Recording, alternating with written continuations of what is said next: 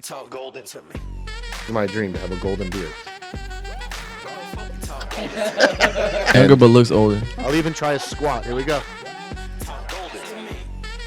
The six of clubs. The golden.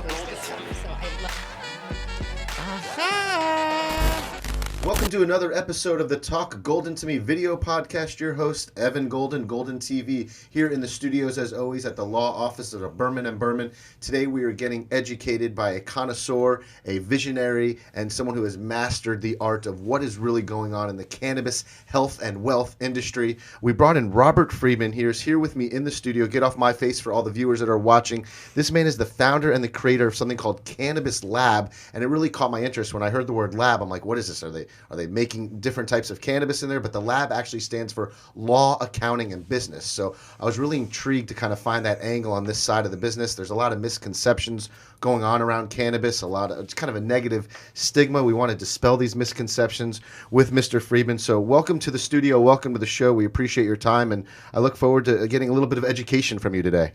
I appreciate you having me, Evan. Thanks. Absolutely. So the Cannabis Lab, tell me just a little bit about kind of your mission, philosophy, and kind of why this baby was created. Yeah, no, absolutely. So for the last decade, I've been doing educational programming for attorneys, a company called Legal Learning Series. So we were doing education for attorneys.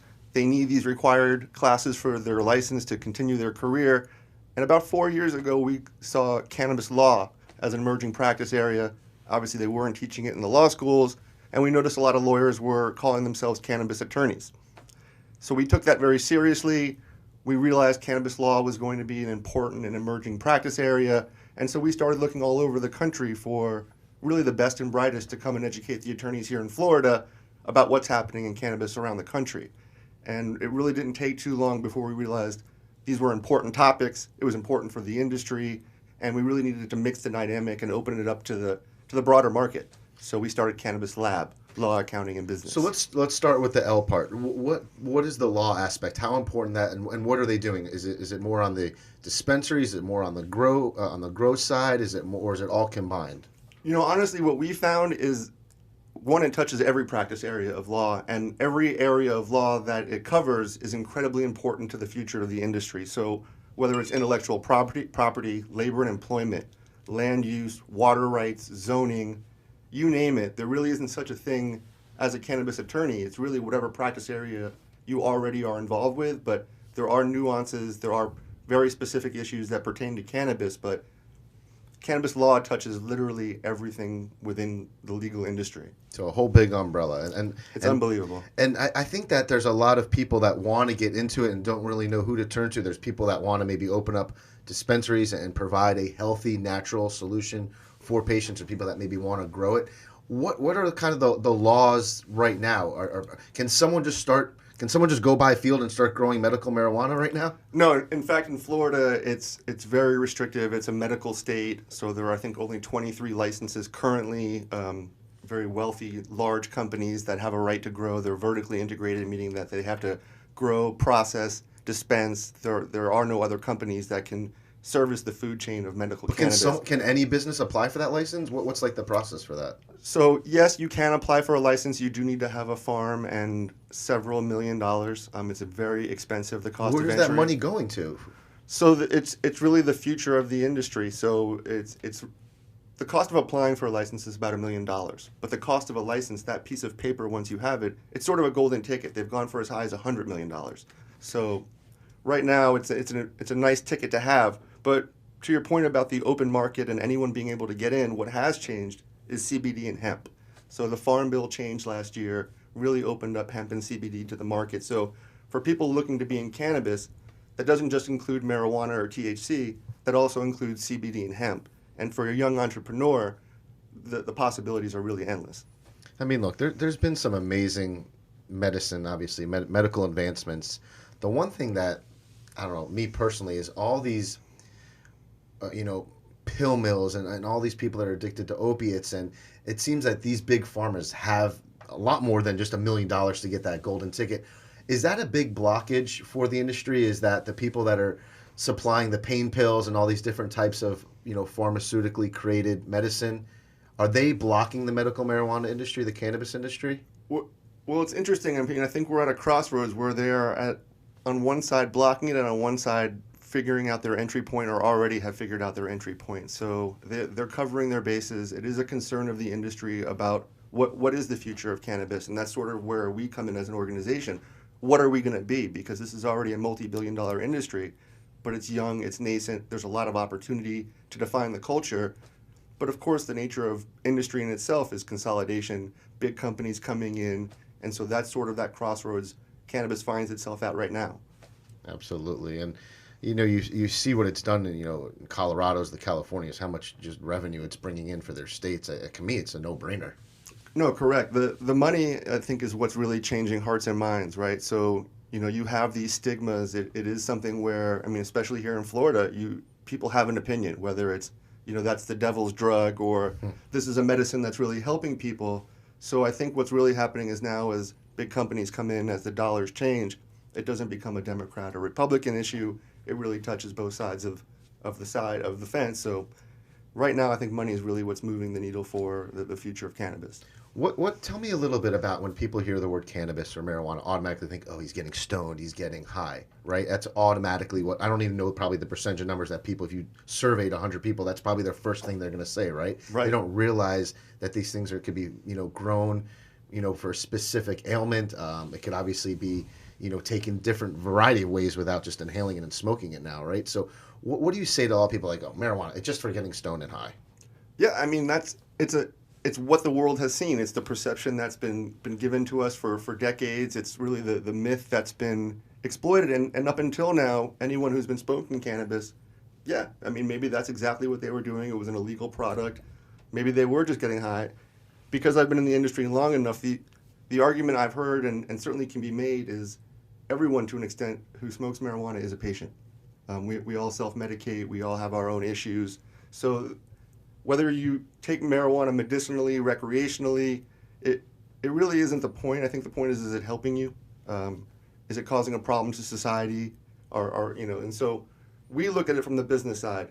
We don't judge whether it's recreational or medical. We just acknowledge the fact that this is a living industry. It's a multi-billion-dollar industry. And to the extent that it's existing and living, it needs to be serviced correctly. So if it's medical, we get it and we respect that. And so whether it's the FDA, Department of Health, how it's going to be regulated, we will follow that course. If it's recreational, adult use cannabis, grow at home, whether these things come online, as an industry, it's all about corporate responsibility. It's about how we govern ourselves. So whether it's alcohol, tobacco, cannabis, it's not about getting wasted. It's about consumption, responsible use, all of those things.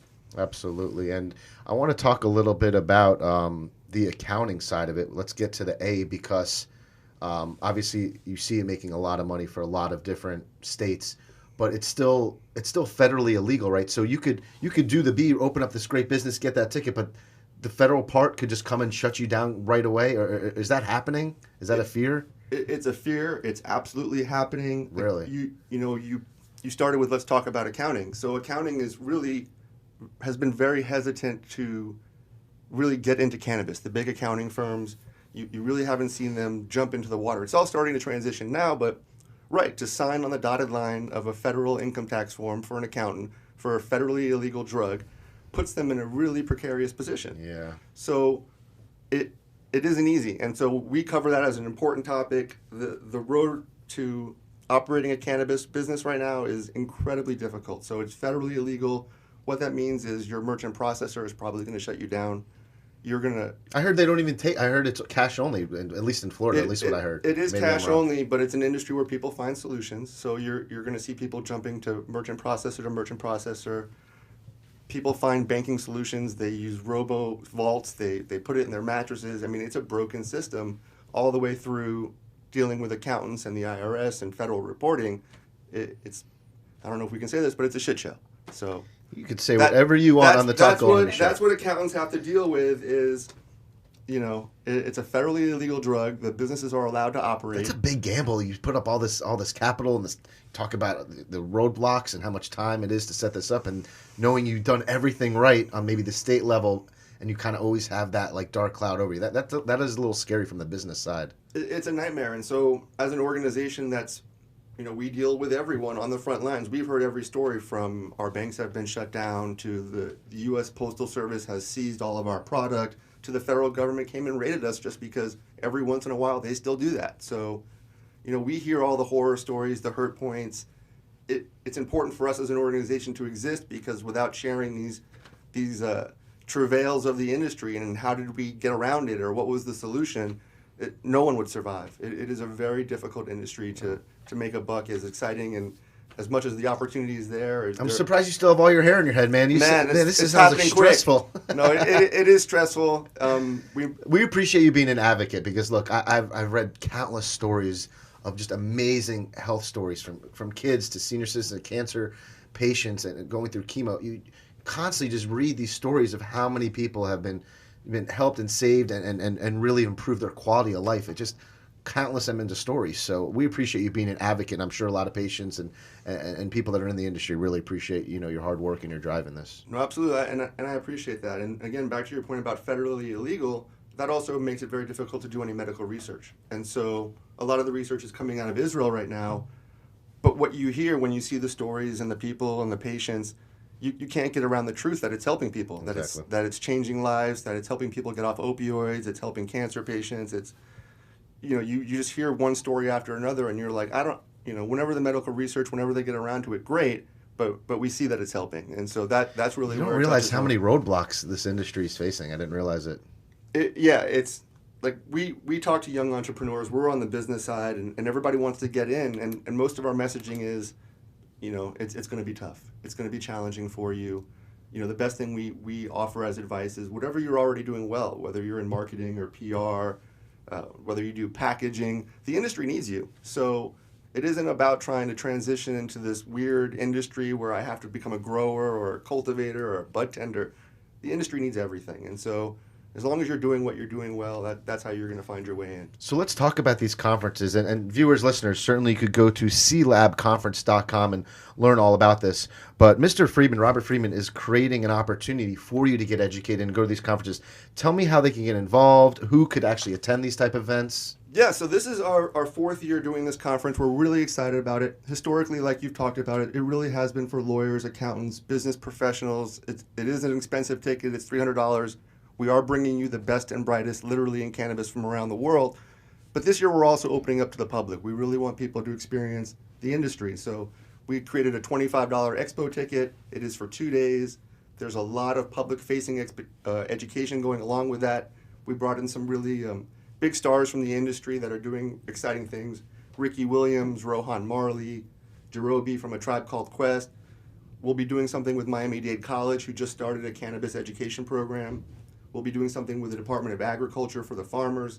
So we're really looking to reach far and wide for those looking to find out more about the industry. That's going to be exciting. So viewers and listeners, take advantage of that. This is going to be the 4th annual Cannabis Lab Conference and Expo. It's going to be at the Hyatt Regency Miami, and that's October 28th weekend, October 28th and 29th. And that's great now that you could come as a consumer. I didn't know that. So it's not just going to be a B2B play, a B2C as well. So all avenues can be educated on that. So that's going to be exciting. Some awesome guests. You talk about the Marley family, and Ricky Williams has been such a great advocate, and I think he's really been a kind of a leader and really has helped kind of propel a lot of what we're trying to accomplish, at least when it comes to medical marijuana and cannabis. No, Ricky Williams, great advocate. Obviously, we down here in Miami, we all know his story. But what's really interesting about Ricky Williams on a couple of fronts. One, he has a brand called Real Wellness. And one of the topics we'll be talking about is how to build a brand in cannabis. And what's really critical about that is everybody wants to be in cannabis, but do you really have a story? And I think that's one of the keys to brands in this industry. And if you look at Ricky Williams and what he's doing, he didn't just create a CBD company in cannabis. He really was an advocate, a warrior, an early evangelical for this. Certainly. So it's great to see people kind of who suffered for their crimes in cannabis now be able to thrive and do well in the industry. So we have him educating. He's going to be teaching on a panel. He's actually going to come and teach elevated yoga for anyone looking to take a yoga class with Ricky Williams. And he'll actually be on the expo floor just meeting people and telling his story as well. Well, I'm going to be there. I'm locking my ticket now on my laptop there, so I'm going to attend that, and that's going to be awesome. I'm always hungry for information. Like I said, there's a lot of misconceptions out there, and I'm even learning how there's different cannabis. There's tinctures now and topicals. So there's a lot of solutions. You don't always have to just light up a joint and inhale it. There's other alternatives. And how can, I guess, the consumers maybe help the cause? I've read about some of these Florida petition websites, maybe Regulate Florida. I've read about NORML, the national organization to reform the legalization of marijuana. I'm glad I remembered that. Good one. Yeah. Are these things that people could? What should consumers or patients or what should we be doing to maybe help push this in the right direction? No, you're absolutely right. We aren't the frontline lobbying warriors like NORML, Florida for Care, Regulate Florida. These are the lobbying groups, the ones that are really getting out in front of your politicians. They are asking for your support financially, volunteerism, getting involved. So you really named the big three. I think they're NORML, Regulate Florida, and then Florida for Care here in Miami.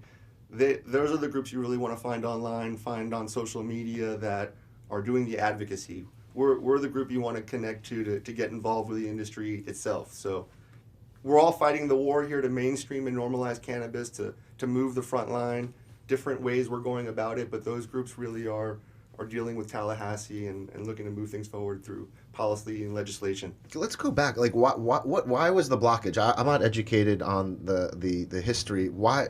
You look at alcohol, and let's talk about how many deaths. And has there ever been a death from cannabis, marijuana? I've heard that there's zero. Is that a myth? I'm not the one to ask, but I have seen that social media post. Right. Right. You but can't OD on where did the cannabis. blockage come from? Because hemp has done some amazing things.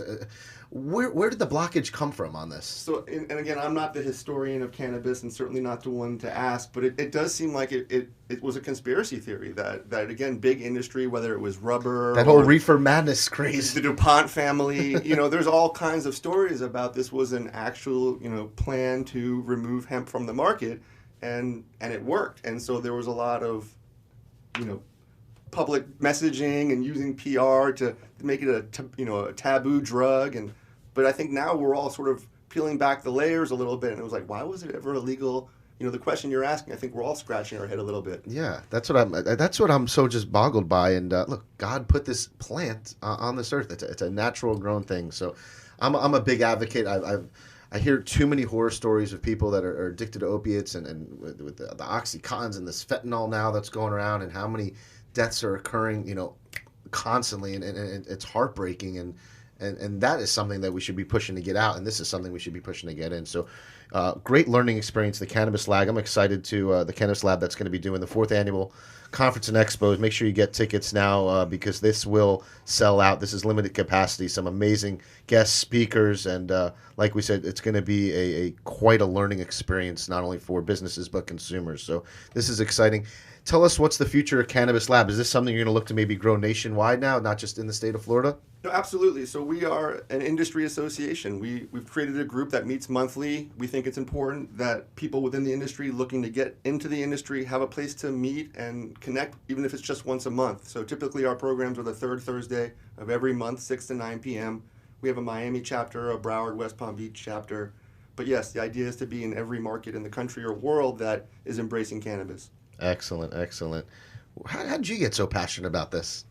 Honestly, I am a patient, but we really come from the education side of things. And so when we were doing these legal learning series education programs, we have always taken educating to a bright audience seriously. And so when we came into cannabis education and we saw that people weren't connecting, people really didn't have a place to go to find out about the issues, that really hit on a passion point for me, is one, making sure people are informed, that we're bringing in the best and brightest, and that it happened to connect to something that I have a passion for, that I enjoy.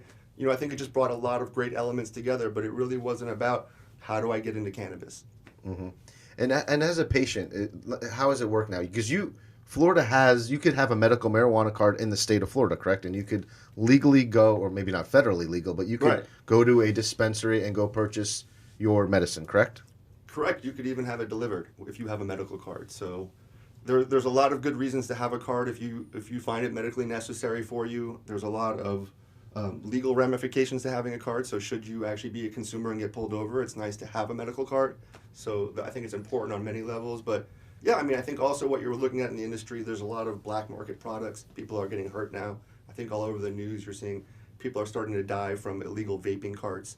So there are concerns with this black market. It is very strong, and if you are a consumer of cannabis and a medical card is available to you, there's a lot of good reason to. No, I think you brought up an important thing there. Make sure you're not buying these on the streets or from the black market, because you don't know what they're putting in there, and there's been a lot of horror stories. So just go to a official licensed dispensary, absolutely, for sure. So that's a good point that you brought up there. Absolutely.